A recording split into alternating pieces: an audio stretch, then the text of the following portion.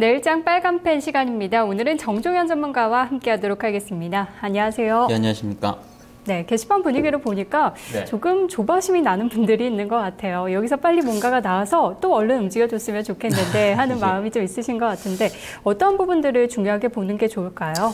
예, 아마도 지난주 시장에서의 일단 양적 완화 정책에 대해서 전혀 약간 좀 부정적인 의견도 좀 많이 있었으니까 그렇기 때문에 주식을 많이 담지 못하셨던 분들이 이제 현 위치대로 좀 늦게 담으시고 한 차례 더 이제 올라서기를 기대하고 있지 않나라고 볼 수 있는데 사실 이제 추가적으로 급등세를 보이기도 굉장히 좀 애매한 위치대이고 또 여러 가지 걸림돌이 좀 많이 있을 것 같습니다.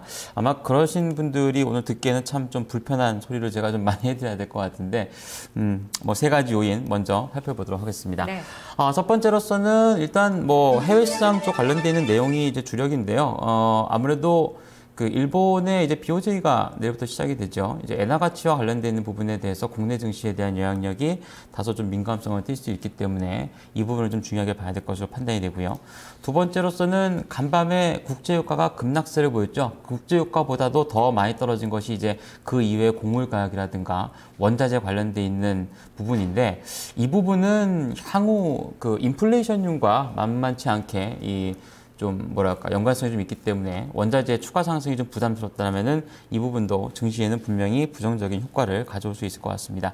마지막으로서 국내 증시와 관련되는 내용인데요. 추가 상승 구간대에서는 추격 매수보단 일단 단기적으로 비중을 좀 축소해 보시는 전략이 더 좋을 것으로 보여집니다. 네, 부담이 될 만한 요소들도 있는 것 같아요. 첫 번째가 엔화 가치 동향에 주목하자인데 BOJ를 통해서 또 어떤 정책이 나오진 않을지 그리고 엔고를 좀 저지할 만한 내용들이 나오지 않을까 이야기가 되는 것 같아요. 그렇습니다. 말씀하셨다시피 엔고가 저지가 되면 당연히 일본 기업에게는 좋은 얘기가 되겠죠. 일본 수출 기업군들, 예를 들어서 도요타를 비롯한 자동차 업체군들, 소니를 비롯한 전자제품 업체군들이 지금 좀 많이 고초를 겪고 있는 원인은 결국엔 엔화가 강세이기 때문입니다. 근데 내일부터 시작될 BOJ에서 과연 글로벌 시장이 모두 양적 완화 정책에 기치를 올리고 있는 그런 구간이기 때문에 일본도 거기에 동조해서 추가적인 부양책을 실시하게 된다라면 이미 지금 그림에서 보시는 엔 달러화 가치가 오르기 시작했죠. 즉 이제 엔화 가치가 약해지는 것이고 가격은 이제 엔화는 오르는 것이고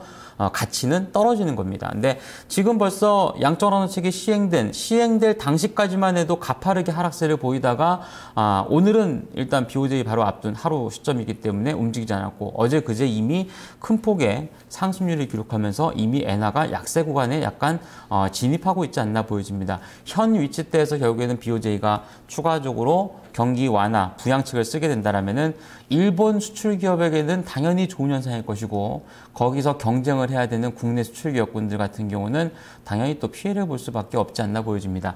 전기전자 쪽은 사실 이제 우리나라가 기술력이라든가 이런 것을 차지한다고 해도 삼성전자의 위치가 일본의 주요 기업군들보다는 상당히 높게 올라와 있고 주력으로 판매하는 제품들도 스마트폰이라든가 이제 다변화가 되어 있기 때문에 사실 큰 영향을 받지 않을 것 같은데 최근 며칠간 자동차주가 거의 잘 못 움직이죠. 그러니까 국내 자동차 업체군 같은 경우는 다소 조금 부정적인 영향을 받을 수 있는 일본의 경기 부양을 실시해서 일본 증시가 올라가야 되면 분명히 국내 증시도 같이 덩달아서 오를 수 있는 여지가 있긴 합니다만 업종별로는 약간 좀 차별화를 둘 수 있는 그런 가능성이 높지 않나 보여지기 때문에 가뜩이나 원달러 가치도 많이 떨어져 있는 양상에서 엔화 가치가 부정적으로 좀 떨어지게 된다라면은 국내 수출주, 특히나 자동차 관련 업종군에 대해서는 다소 좀 피해가 되지 않을까 보여집니다. 네, 예전에는 꼭 IT가 빠지지가 않았는데 요즘은 진짜 많이 바뀐 것 같아요. 네, 일본 기업들이 특히 IT 기업들 힘을 많이 못 쓰면서 자동차 쪽을 한번 좀 걱정을 해볼 만하다. 자동차는 또 한동안 어려웠다가 리콜 때문에 말들이 많았는데 그렇죠. 정부에서 좀 일본 정부에서 많이 도와줬죠. 예, 그렇기도 하고요. 분기 단위로 실적도 이제 지난 한 상반기 정도까지는 국내 기업들이 미국에서 어떤 판매 대수 증가라든가 이런 부분이 크게 확장이 되었었는데 일본도 지난해 대지진 이후에 이제 완연하게 실적의 회복 추세를 거쳐 나가고 있는 그런 구간이기 때문에 마냥 이제 국내 업체가 상대적으로 유리한 위치만을 차지하지는 못할 수 있다는 점에서 주의를 해보시는 게 좋을 것 같습니다. 네. 두 번째 이슈 살펴보도록 하겠습니다. 원자재 이야기하셨는데 원자재 추가 상승 부담. 글쎄요, 추가적인 상승할 것이란 기대도 네. 많던데 부담이 있을까요? 사실 양적 완화 정책의 핵심은 돈이 풀리는 것이고 네. 그 돈이 어디로 가겠습니까? 원자재 시장, 뭐 주식 시장, 어쨌든 위험 자산에 대한 선호도가 증가하면서 유입이 돼야 되는데 사실 간밤에 있었던 움직임 자체가 그냥 분명 그게 루머만으로서 나온 것인지 아니면 일단 상당 부분 오른 것에 대한 가격 부담감을 느끼는 것인지 향후 며칠간은 좀 추이를 살펴봐야 될 것으로 보여집니다. 간밤에 일단 미국의 어떤 그 전략 비축유 방출 가능성에 대해서 시장에서 이제 루머가 유포되었고 미증시 마감 바로 전에 이제 뭐 미국 정부 당국에서 전략 비축유 방출은 아직은 생각하지 않고 있다. 뭐 이런 내용의 언급이 되면서 상당 부분 낙폭이 좀 많이 축소가 되긴 했습니다만 굉장히 그러한 요인에 대해서 즉 양적 완화 정책이 시행된 지 며칠 되지도 않았는데도 불구하고 그러한 요인에 굉장히 민감하게 반응했다라고 하는 부분은 앞으로의 어떤 원자재 가격에 대해서 추가 상승에 좀 부담감이 느껴지지 않나 보여집니다. 특히 이제 뭐 유로존 쪽에서는 불태화 정책이라고 하는 것을 쓰면서까지 그 이제 인플레이션을 차단하기 위한 정책이 많이 나오긴 했습니다만 미국의 양적 완화 정책은 일단 뭐 그러한 어떤 불태화 정책이라든가 이런 부분이 수반되지도 않았고요. 또한 이제 가장 경계를 해야 하는 것이 결국엔 물가가 오르지 않아야 양적 완화 정책에 대한 후유증이 나타나지 않을 수 있다라고 하는 점이기 때문에 추가적으로 원자재 가격이 상승하는 것에 대해서 마냥 두고 보지는 않을 수도 있다라고 하는 점을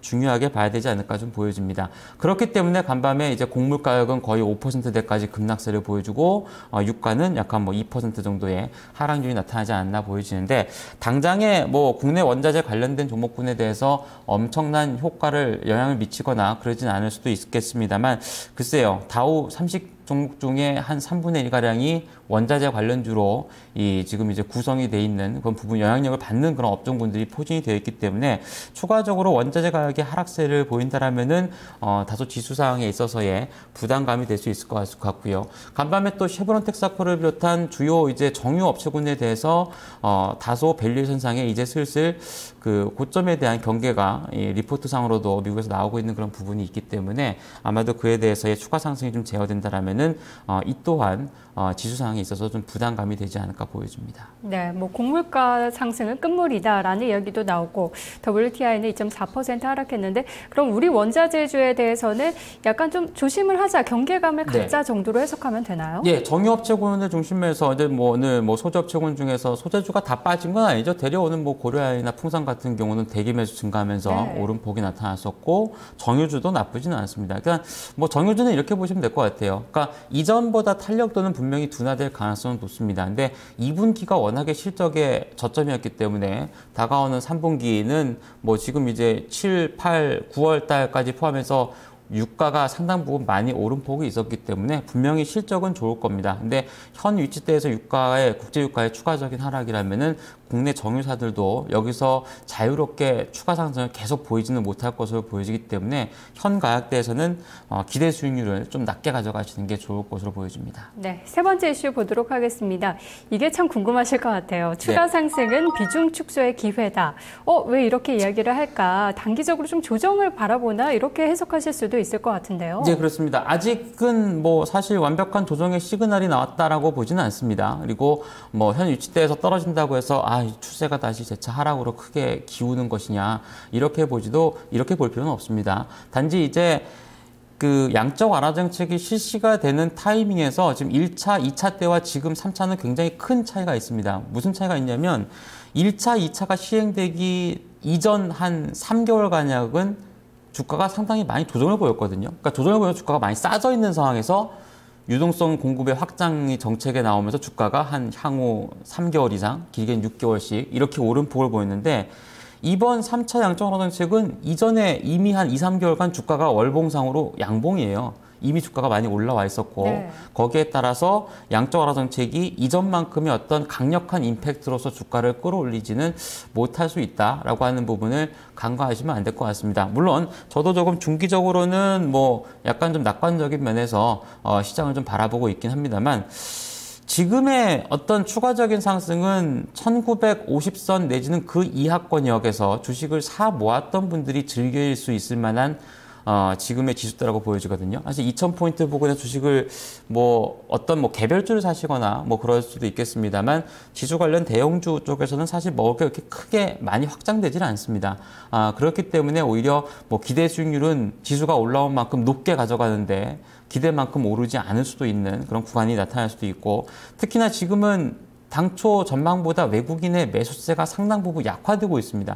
1조 원대 대량의 매수세를 보인 이후 뭐 어제 한 4, 5천억대, 오늘은 불과 1,000억대도 아닌 200억대 매수세밖에 보이지 않았고, 1950선 쪽에서의 환매, 2000포인트 권역도 투신 권역의 환매가 지속되는 그런 구간이기 때문에 오히려 단기적으로는 프로그램이 시장을 좌우할 수 있는, 즉 웹도덕 현상이 나타날 가능성이 상당 부분 높다라고 좀 보여집니다. 그래서 지금 이제 화면상에 보시면 가운데 8월 달에 동그라미를 쳐놓은 부분이 있죠. 1950 권역에서, 즉 개장가 이후에 마이너스 권역으로 밀리는 비교적 긴 음봉이 발생하기 전까지는 상승 마인드를 가셔도 됩니다. 대신 현 위치대에서도 이러한, 즉 이제 뭐 개장가 최소한 0.23%대 강세 출발 이후에 장중 내내 밀리면서 약한 뭐 한 0.5% 마이너스권으로 밀리거나 생각보다 긴 음봉이 발생하는 타이밍이 오면 그 타이밍부터는 담아도 지수가 다소는 조정을 보일 수 있다라고 하는 그런 어떤 기술적인 그 신뢰도를 가지고서 시장을 보시는 게 좋을 것으로 판단이 되는데, 개인적으로 볼 때는 이번 주 후반이나 다음 주 초반까지 권역, 약간 지금부터 한 영업일수로 한 3, 4거래일 안에 이러한 현상이 발생될 가능성이 높지 않나 보여지기 때문에 추가적인 상승 시에는 주식 비중을 좀 줄여나갈 수 있는 그런 타이밍을 잡아가시는 게 좋을 것으로 판단이 되고요. 재매수 관점을 노리신다라면은 최소한 1980선에서 70선 정도까지를 기다리셨다가 진입을 하시는 것이 더 좋은 전략이 될 수 있지 않을까 보여집니다. 흔히 말하는 2050선까지의 뭐 매물을 쉽게 돌파하기는 쉽지 않을 것이다라는 관점이신가 봐요. 뭐 사실상 뭐 저는 2030을 간다, 2050을 간다라고 이렇게 딱 정해놓고 보지는 않습니다. 왜냐하면 나는 2030선 가면 주식을 좀 줄여야지라고 생각을 하게 되면, 뭐 그러면 오늘 종가가 2025포인트가 나오면 무조건 5포인트를 더 기다릴 필요는 없습니다. 그래서 오히려 좀 전에 말씀드렸다시피 예상치 않게 개장가가 약간 좀 높게 나와서 추가 상승 하나 보다라고 생각을 했는데 장중 내내 대밀리면서 음봉으로 마무리가 된다라고 하는 그런 타이밍이 오면 그 타이밍부터는 최소한 뭐 한 길게 봐도 한 일주일 가량은 다소간의 기간과 가격 조정을 좀 받을 수 있는 그런 타이밍이 온다라고 생각하시면서 시장 대응을 해나가시는 게 좋을 것 같습니다. 네, 알겠습니다. 내일장 유망 업종 들어보도록 할게요. 예, 일단 뭐 여전히 상승세를 보여주는 업종군들과 그리고 유동성이 유입되는 업종군들은 뭐 있습니다. 근데 어제하고 오늘장의 좀 차이를 보면 사실 어제까지 지수 급등에서 완전 소외가 되었던, 예를 들어서 뭐 소위 얘기하는 뭐 엔소프트라든가 아니면 이런 종목군들이 일부 단기 반등을 보이긴 했지만 주력으로 오르던 종목군들은 조금 이제 차익 매물에 시달리거나 상승 탄력도가 둔화되는 구간을 보여주기 때문에 계속적으로 추려나가셔야 됩니다. 그러니까 탄력이 좀 떨어지면 분명히 매도도 해야 되고, 그래서 여전히 유가증권 시장 중심으로 본다면 화학이라든가 조선 그리고 금융 쪽에서는 아무래도 증권이겠죠. 이런 쪽에서는 아직은 조금 탄력이 좀 유지가 되고 있으니까 이런 쪽에 관심을 갖고 보시는 게 좋을 것으로 보여집니다. 네, 그럼 공략주도 그 안에서 찾으셨나요? 네, 이전에 뭐 11만 원대, 12만 원대도 많이 추천을 드렸던 그런 종목인데요. 최근에 주가가 좀 많이 올라와서 이제는 뭐 그 가격대는 좀 힘들 것 같고, 그래도 아직은 메리트가 좀 있어 보여서 오늘 현대, 미포조선을 말씀을 드리도록 하겠습니다. 뭐 오늘 이제 리포트도 나왔고, 뭐 최근에 이제 조선주 쪽에 오늘 현대중공업이 수주 관련 소식이 있어서 주가도 좀 오르긴 했습니다만, 특히 현대미포조선은 이제 그 하반기 PC섬 위주로 해서 안정적인, 즉 다른 3개 업체군들보다도 안정적인 실적을 가져올 가능성이 높고, 또한 유로존 시장이 안정화를 기함으로 인해서 조선주에 대한 어떤 매기 자체가 상당 부분 안정화되고 있는 그런 구간입니다. 특히나 현대미포조선은 기관 수급 중심으로 해서 안정세를 보여주고 있는 만큼 추가적인 상승세가 진행될 여지가 좀 있다고 좀 보여지는데요. 다만 현 위치대에서는 윗방향 쪽으로도 기대 수익률을 좀 짧게 가져가셔야 되고, 아랫방향 쪽의 손절 가격도 꼭 지키셔서 대응하시는 게 좋을 것으로 보여져서 매수가는 오늘 종가와 비슷한 14만 원권을 드리겠고요. 목표 주가는 15만 5천 원권, 손절매 가격은 13만 5천 원권역으로 말씀을 드리도록 하겠습니다. 네, 오늘 종가 14만 500원이었는데요. 이 부분 14만 원의 매수가, 목표가는 15만 5천 원으로 주셨네요. 네. 알겠습니다. 오늘 말씀 고맙습니다. 네, 감사합니다. 네, 오늘은 정주현 전문가와 함께했습니다. 넥스트 준비한 순서는 여기까지입니다. 축제가 끝나면 숙제가 온다라는 이야기가 있는데요. 이제 Q3의 축제가 끝난 뒤에 시장은 숙제를 어떻게 해결해 나갈지 여기에 좀 초점이 모아질 것 같습니다. 내일장 준비 잘 하시고요. 오늘도 행복한 하루 보내시기 바랍니다. 고맙습니다.